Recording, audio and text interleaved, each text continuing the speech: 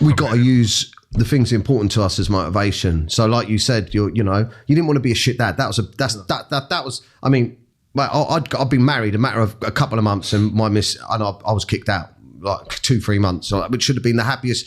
It breaks my heart. Should have been the happiest time of my life. But if it wasn't for my missus not putting up with my shit and putting her foot down and not having my kids, there's no way. If I didn't have kids and her, there's probably, I don't think I'd be sober. There's no motivation for it, right?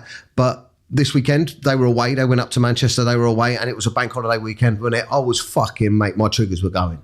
Honestly, but only like at moments, because I see my triggers. When my triggers, when you have, you think, oh, that's a nice thought. You go to yourself, oh, do you know what? I wouldn't mind. I would not mind a couple of beers in the beer garden with my mates. Oh, I'm missing out. I can't. They're all getting pissed. And then you're like, hold on a second.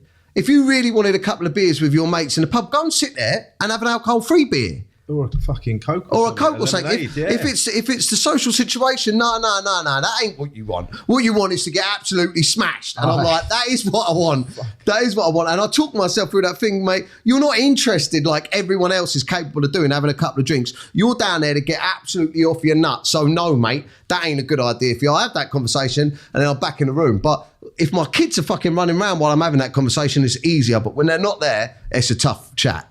Fuck, 100%, mate. I mean, I still feel like that sometimes. You go, oh, what if you did what? I do that. I lie to myself. You've come this far. Yeah. Why would you want to? And what do you want? What do you actually want? Destruction. What do you want? What do you want? And I always think of the words. I want to get fucked up, mashed, annihilated. I want to get wasted. These ain't positive words. It's not like I want better well-being. I want to feel emotionally stable. I want to be a good father. I want to be a positive role model. It's like I want to get fucked. Yeah. But it's like, again, what I do now is if I get into a situation where I think, or people try and peer pressure you, which a lot of people don't do it now because they know how my mates know they get now. Yeah, my mates, that's silly. But another thing, you notice how many people don't fucking bother calling your taxi or anything like that. All these people you used to think were fucking friends don't even fucking bother. Yeah, I mean, that was a hard thing, mate. I've cried on this podcast before about the fact that I know that some friendships and things will never be the same. But there's two ways you've got to look at it, right? There's two ways you've got to look at it. Those people aren't necessarily bad people. Like, I've got a few people around me that the only thing I had in common with them was the session drinking.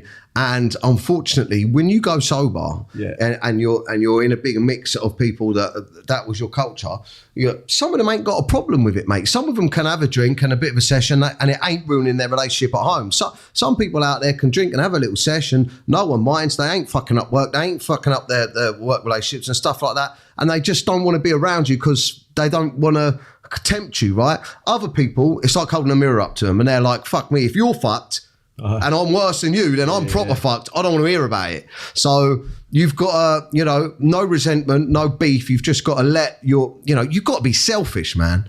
I've got a guy that's that does a bit of work for me, and I never even knew he had a problem. And he pulled me aside and said, mate, my wife's left me. I never even knew he had a problem. But he's like, I've been listening to your podcast. And I say to him, talk to me about anything, mate. And whenever I see him, and he says, my sponsor's doing this, he's not returning my calls, or or my friends are doing this. I'm like, fuck everyone, bruv. This is your journey. Yeah. The most important thing right now to you is your sobriety, how you feel, right? Don't worry about making anyone else happy or needing other people. You have to be focused on yourself in order to be the best version of yourself for the people around you. Anyone else that ain't serving that, fuck them.